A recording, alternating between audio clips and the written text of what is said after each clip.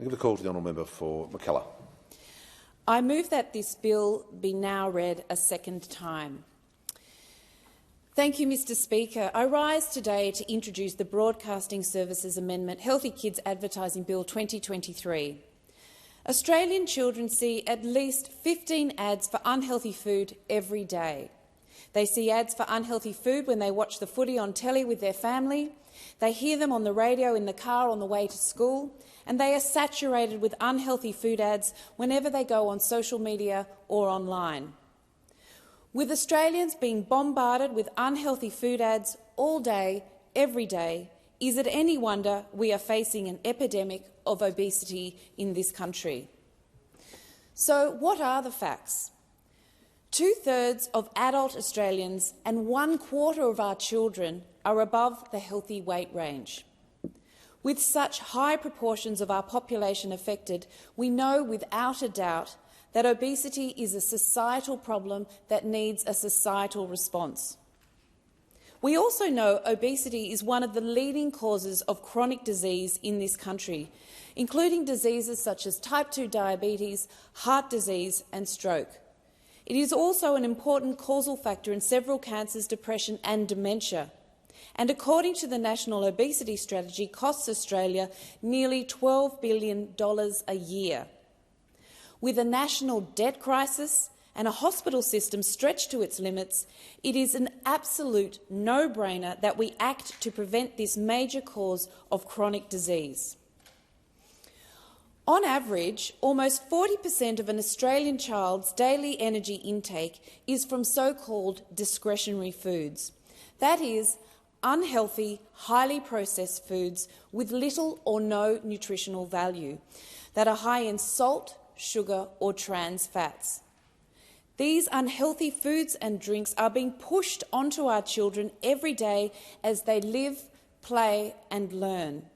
And online it is being done in a highly sophisticated and targeted marketing campaign way. Instead of creating an environment that allows our children to flourish, we have allowed an environment that potentially harms our kids to flourish. For too long, Australia has given the very industries that profit from the sale of these unhealthy foods the ability to set their own rules and to influence government policy. It's clear industry self-regulation, as usual, has failed. And research shows there are direct links between unhealthy food ads, the dietary decisions of children and families, and childhood obesity. And yet, in Australia, the average child aged 5 to 8 years old is exposed to more than 820 unhealthy food advertisements on TV each year. Children are also seeing at least 100 promotions of unhealthy food online every week. Powerful algorithms are used to individually target our children. Their online activity is mined, thousands of interest labels are attached to them, and this information is on-sold to thousands of companies. As a result, our children are being saturated with unhealthy food marketing whenever they are online. And then there is the influencer influence. Junk food companies are paying influencers to post videos of themselves eating and gorging on their unhealthy products and challenging people to copy them. Simply put, our children are being preyed upon every time they turn on the TV, listen to the radio or go online by companies that seek to profit at the expense of our children's health. So what can be done? Well, the bill I'm introducing today is not exactly groundbreaking because already approximately 40 countries around the world, including the UK, Ireland, Chile and Norway, have regulated or are planning to regulate unhealthy food marketing. In Chile, where junk food advertising is banned on TV from 6 a.m. to 10 p.m, there has been a 73% drop in children's exposure to junk food ads.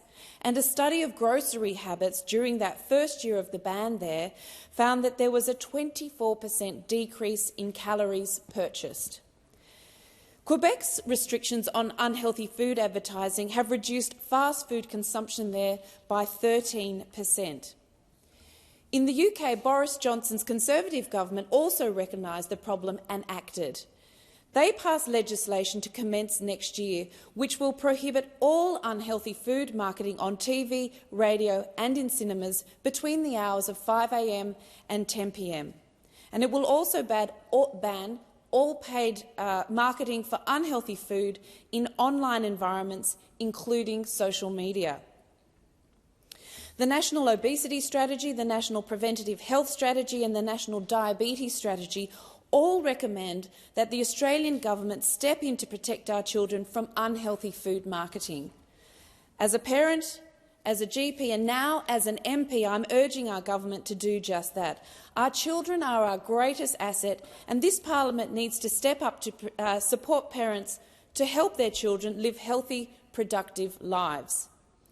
It is time Australia joined the 40 other countries that have already introduced regulations to protect their children from harmful food advertising. And so to my bill.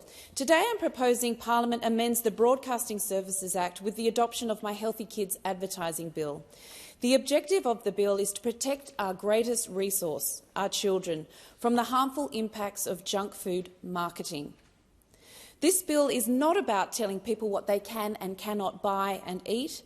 It's about creating environments that support our kids' health as they live, play and learn. If implemented, my bill would restrict junk food advertising from appearing on TV, radio and streaming services between the family viewing hours of 6 a.m. to 9:30 p.m. and also ban paid junk food marketing on social media and all online environments. Under the terms of my bill, unhealthy food is defined as food and drink not recommended for promotion to children in the 2018 guide published by the Health Council of COAG. It's important to remember this bill is just one part of a suite of measures that need to be implemented to tackle the obesity and chronic disease epidemics impacting our nation. But with millions of Australian children already on the track to a lifetime of chronic disease, it's time for this parliament to act. I'd like to now cede the rest of my time to the member of Kooyong, who will also second this bill. Thank you.